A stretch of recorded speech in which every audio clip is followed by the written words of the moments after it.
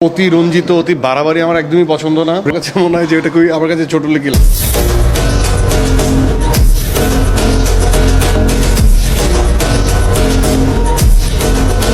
তাহলে এবার শাকিব খানের কাছে কোনোভাবে ক্ষমা চাইবে না আফরান নিশু। মাত্র 2টি সিনেমা করে নিজেকে সুপারস্টার ভাবছেন এই অভিনেতা। সম্প্রতি মেরিল প্রথম আলো অ্যাওয়ার্ডে আফরান নিশুকে কোনোভাবেই পাত্তা দেয়নি আমাদের মেগাস্টার। তবে শাকিব খানকে না জানিয়ে আফরান নিশুর ক্যামিও চরিত্রের শুট কমপ্লিট করেছে রায়হান রাফি। এই বিষয়টা জানার পর শাকিব খান রাগান্বিত হয়ে মুহূর্তেই শুটিং থেকে বেরিয়ে যায়।